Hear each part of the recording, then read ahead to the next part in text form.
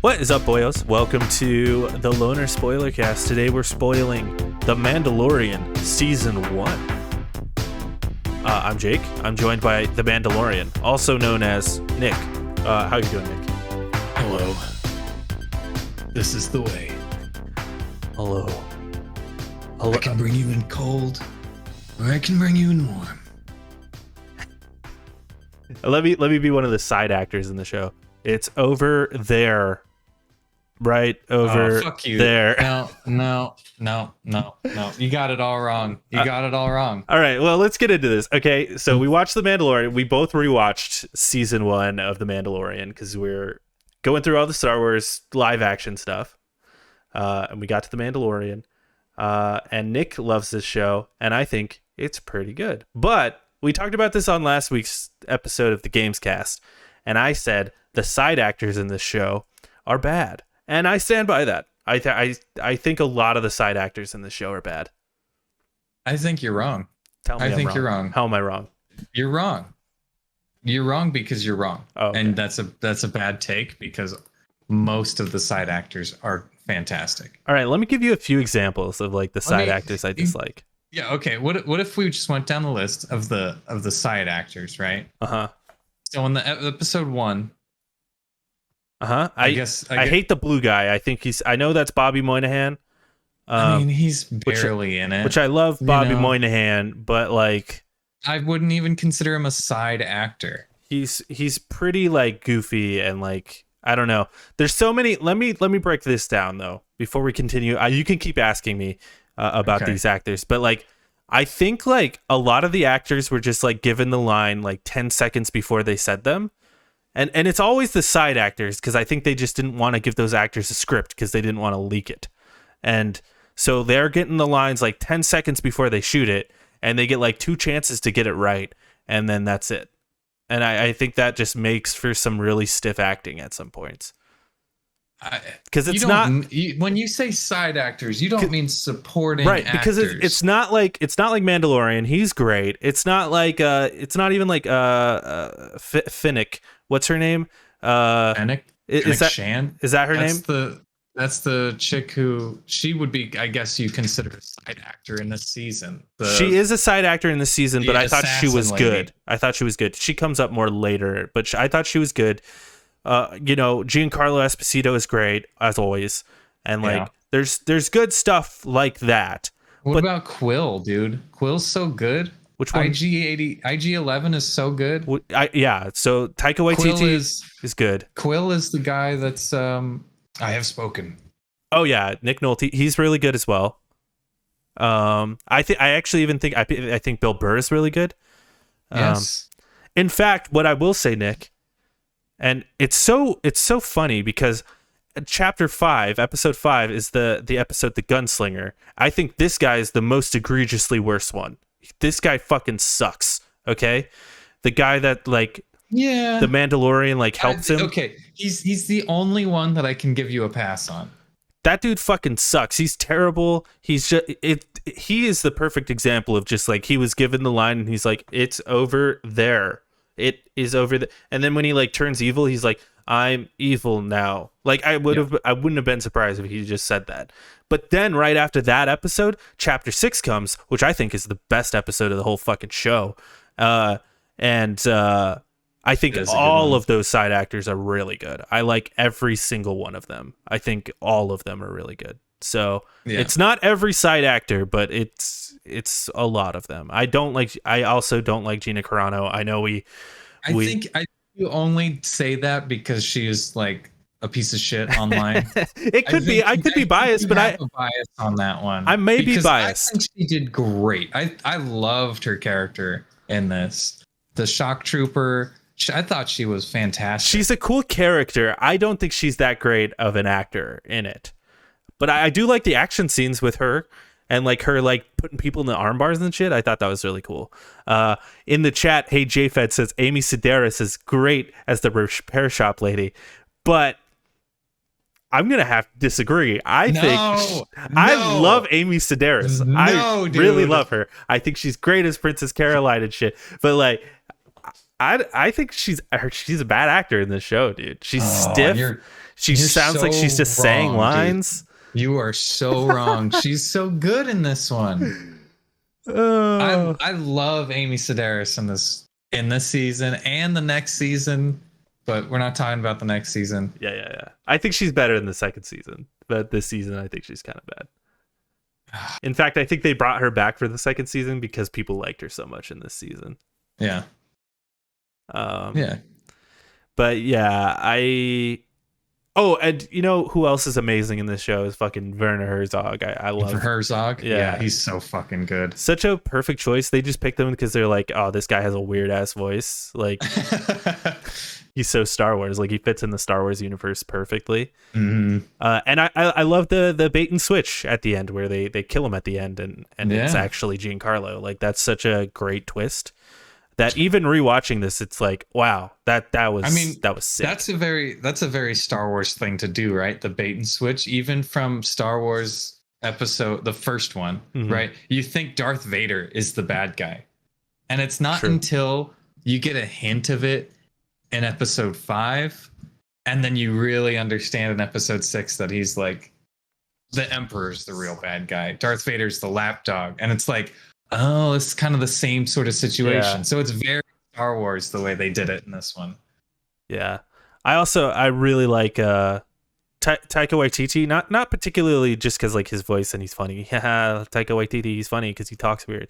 But also I just like that character. The IG unit is fantastic. It's the best action scenes in the whole goddamn show. Like the first episode and then the last one with the baby, or is it the second to last one?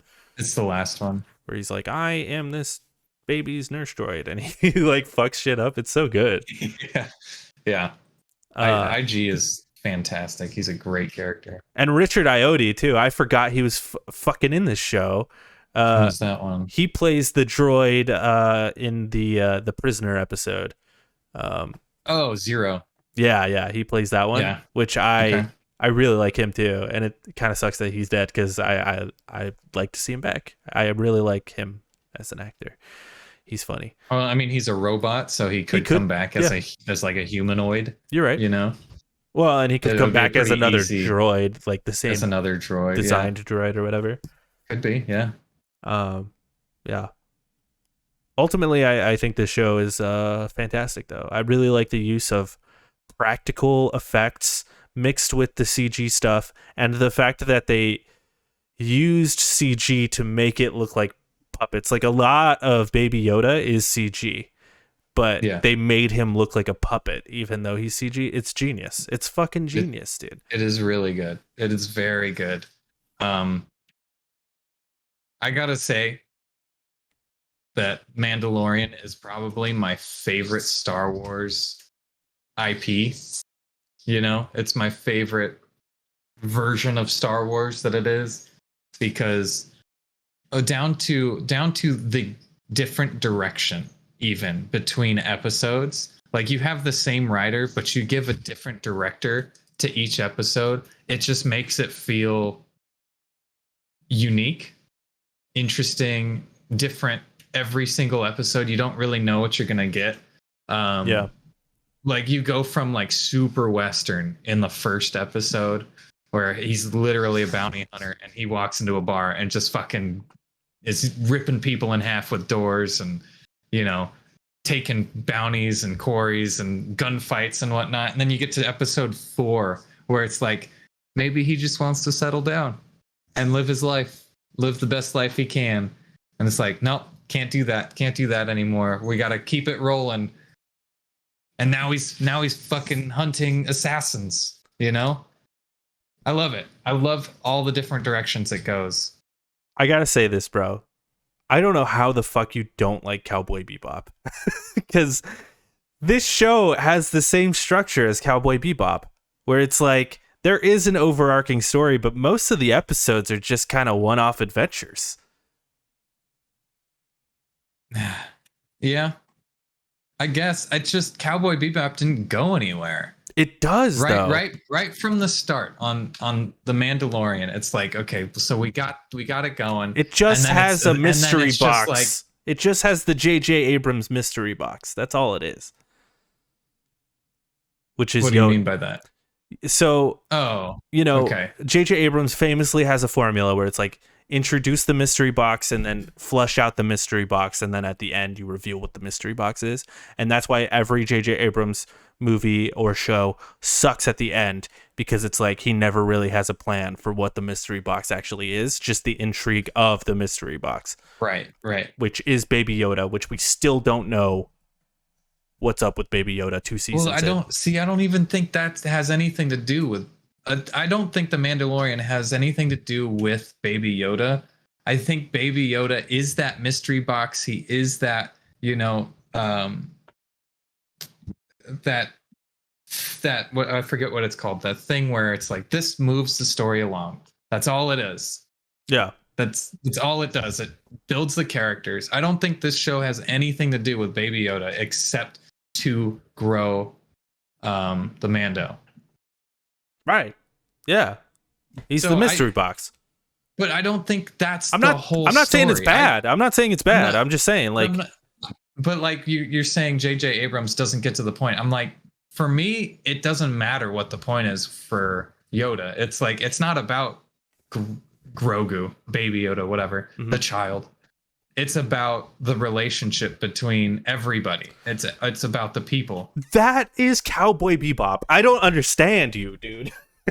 Not to make this about Cowboy Bebop, but this show, I feel like, was heavily inspired by Cowboy Bebop.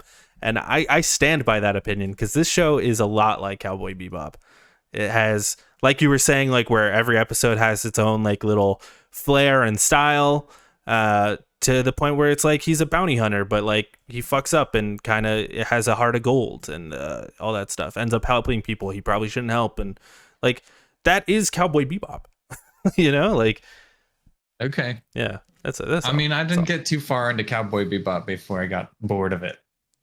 Yeah. So. Yeah. Well, I got bored of this show. How about that? And I'm bored of this show too. I'm leaving. I was talking about Mandalorian, but okay. oh, I see. Yeah. I like the hey JFed in the chat says, I think the move now after the stuff in Boba Fett, Baby Yoda is going to be the Mandalorian. Huh. What would happen? What would happen to Din Djarin? Cowboy Bebop, greatest theme song. Absolutely. Can't deny it. It is a great theme song. Well, Jin, whatever his name is, has to fucking die because he's got to go play Joel. He's got to go play the same character, but in the last of play Joel. Yeah, it is the same character. It's fantastic. Well, to be fair, there was no moment of Mandalorian being like, I don't like this kid. He liked that kid right from the start. He was infatuated with that kid right from the start. With Joel, it took a minute, So right off the start, he's like, this is my child. I love this baby. Yeah. It's like his rise to be Mandalorian Jedi. Yeah. How would Mando Jedi? I don't think that would work. How would Grogu's ears fit inside of the? They flop. They would flop, but would they get in his eyes? Would that be uncomfortable? I think they'd flop back behind his head. Maybe. And then we get this really good like animation where he pulls the helmet off and his ears just kind of go bloop, like fall out and spring out. Because like even in the episode with Bill Burr, he's like, what are you some sort of Gungan under there? I'm like, how would that even work? Come on. He'd be a lot taller. He would be a lot taller. He'd have like those hoof feet, right? Yeah. And then his ears would be hanging out then. Oh, I lost you. You did something. You turned off your mic or something. No, that was the wind. Oh, what? Word? Yeah, that was the wind. Yeah. What the hell? That sounded intense. You okay over there? Oh yeah, I'm getting hammered with wind. No rain.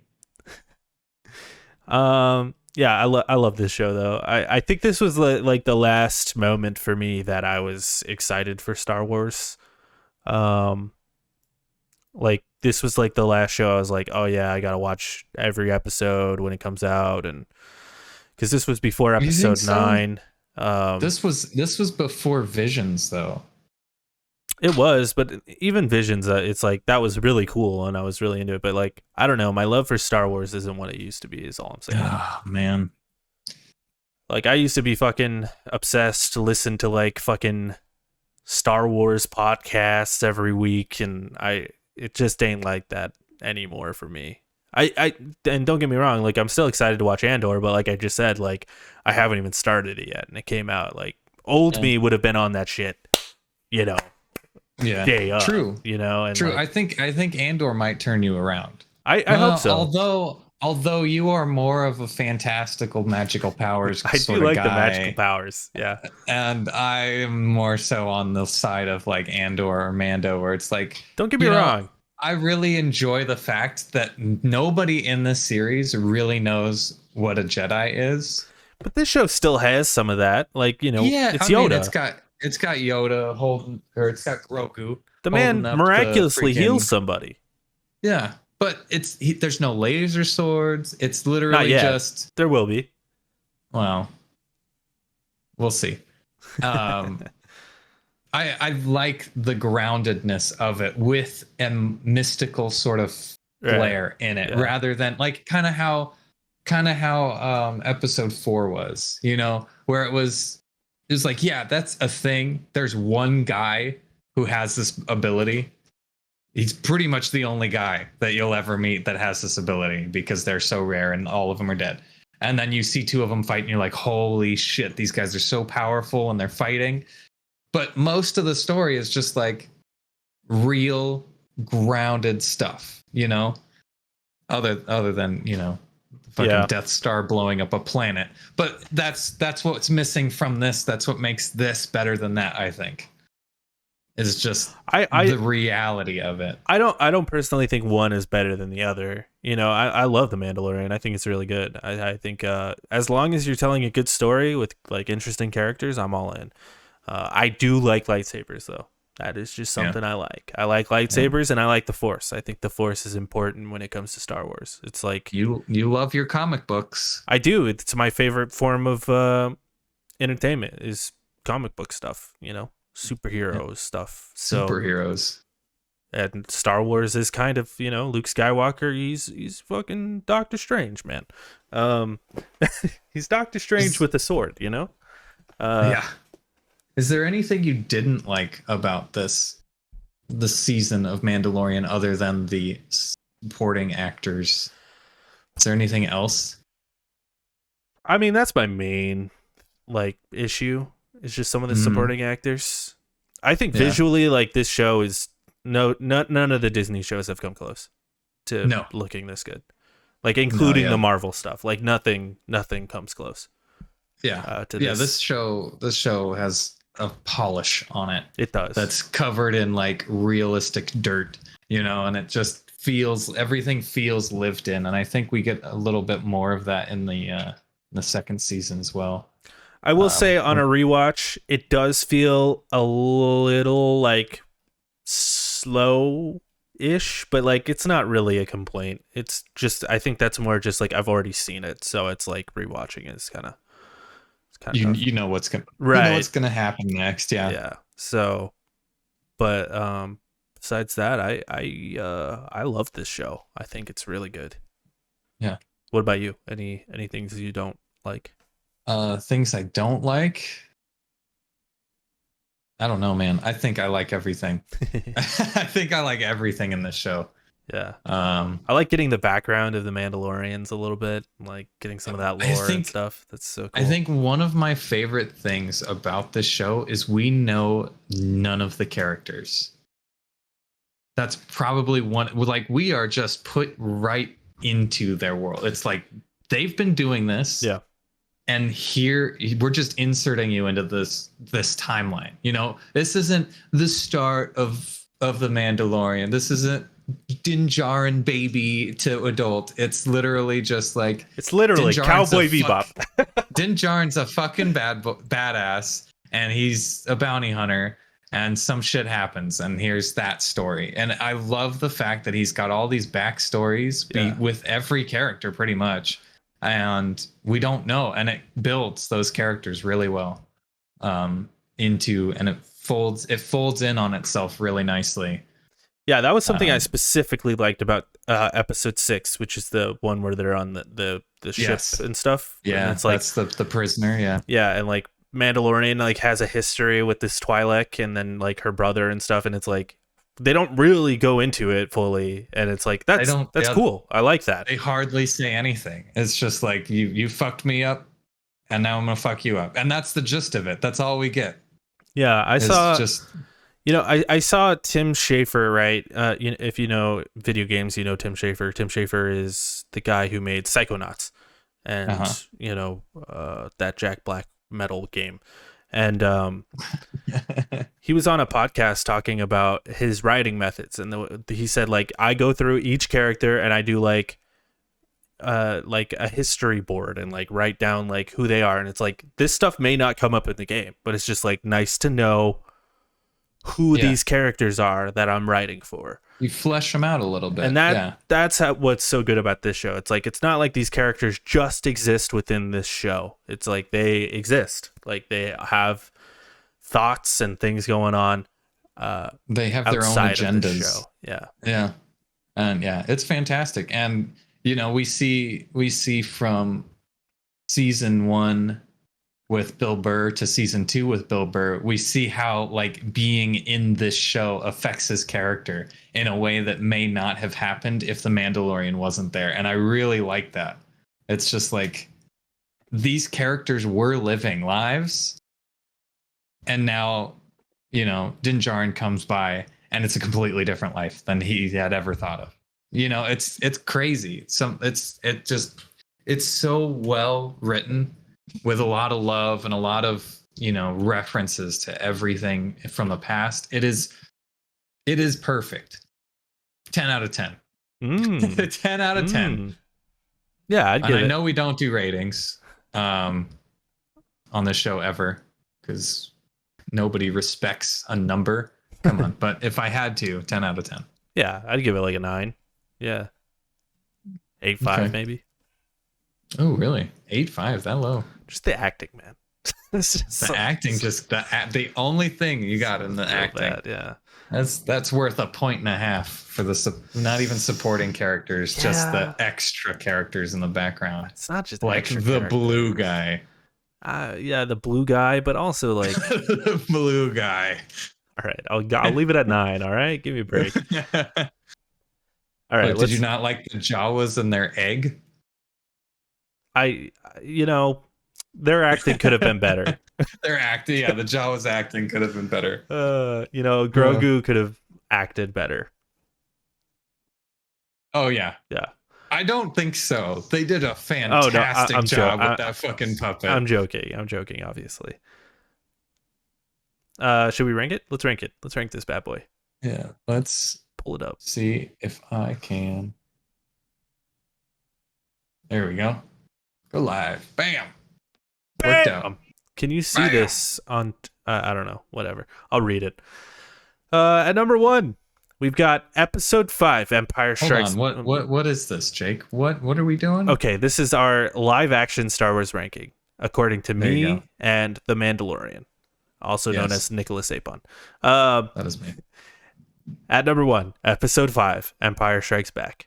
Number 2, episode 6, Return of the Jedi. Number 3, Rogue One, A Star Wars Story. Number 4, episode 4, A New Hope. Number 5, episode 3, Revenge of the Sith. Number 6, Obi-Wan Kenobi. Number 7, Solo, A Star Wars Story. Number 8, episode 1, The Phantom Menace. Number 9, episode 2, Attack of the Clones. Nick, where do you think? What are you thinking? Number 1. I knew you were going to say it. I knew you were going to say it. Fucking number 1, dude. Number 1. Just put it there. Just go ahead. No. I want to hear what you think. I'd probably... I don't know, man. It's tough. It feels wrong putting it above episode 5 just because it's so classic and I love that movie. Yeah. But... That is your biggest... Like, that is the one thing that you always cling to when we rank these is like, oh, it's classic. I mean, there's a reason it's classic. It's iconic. That's your famous. It's iconic. Yeah. You can't put anything over the icon. I mean, yeah. Nothing can be better than the icon. Like LeBron's good, but nothing beats Jordan. You know what I'm saying?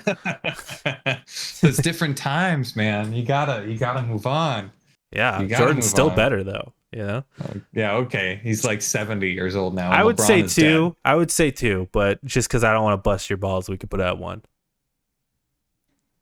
You don't want to bust my balls? It's not worth busting my balls on this one. No, because it's I don't mind it being at number one. Is I guess what I'm saying. So like it's fine. It doesn't make me mad. And make sure Okay. you specify season one. Yes. Oh, season. You want chaos? Rogue One is my number one. Says hey JFed. You and Nick would get Oh, along dude. really Yeah. well. The Rogue One is fantastic. Yeah. Because I would put Rogue One above. Actually, it'd probably be number 2 or number 3 on this list for me. Yeah, I'm liking where this list is. I would definitely have episode 4 higher than Rogue One, but you know, whatever. I would also probably have Mandalorian below all the original trilogy. But that's just like you were saying. Just because it's an icon. It is probably biased. biased. It probably is, but like, hey man, like I can't help but be biased. That's who I am. You were the most biased person I've ever met in my entire life. Rogue One is my number one. Then episode 5, 6, 4. That's a good list. I respect that list. Yeah. Yeah, 5, 6, 4 is kind of where I'm at as well. I flip flop on 5 and 6, but I think 5 is just like a better movie. But 6, 6. I think technically 5 is a better movie. 6 is I'm biased on 6 just because I love the fucking Emperor scene. Oh, the Emperor scene is the so throne good. room scene. It's so. But then you get the Ewoks and they ruin the rest of it. And I don't mind the Ewoks. I'm okay with the Ewoks. They're cute and they kill things. Look, I don't mind the Ewoks, but you got to take into account if you're also saying like, oh, Jar Jar Binks was the worst. It's like you got Ewoks, dude. They're also pretty bad. Well, what's really fucked up, Nick, is when we get to episode 7, because I would have episode 7 in a weird place, and we're gonna get to that soon. So, you know, I respect episode 7 until the halfway point, and then it just kind of for me after that. Like it's really good until the halfway point. Really, I think that movie is fucking pitch perfect. But we'll talk about that. We'll talk about that. We got a ways to go still. We got love Mando episode 7 so we got much. Boba Fett coming out. We got Andor, I think will release before we get to episode 7 too. Yeah. Maybe. That's 13 episodes though, so I don't know. Is it 13? Holy shit. It's 13, yeah. That's 3 beautiful. of them are out, or 4 of them are out now. Yeah, but we do have Mando season 2. We've got She-Hulk. And Wakanda Forever. Boba Fett. Oh shit, Boba Fett. Oh god, I forgot about Boba Fett. Oh, I mean, we'll do it. It's speed run through that one. Yeah, man. I don't like that show at all. Anyway, that's it. That's the show, baby. Thanks for watching, everybody. Thanks for joining me. This is the way. And the Mandalorian. Yeah, and this is your mom is the way. Your mom's the way. I have spoken. There you go. Nice.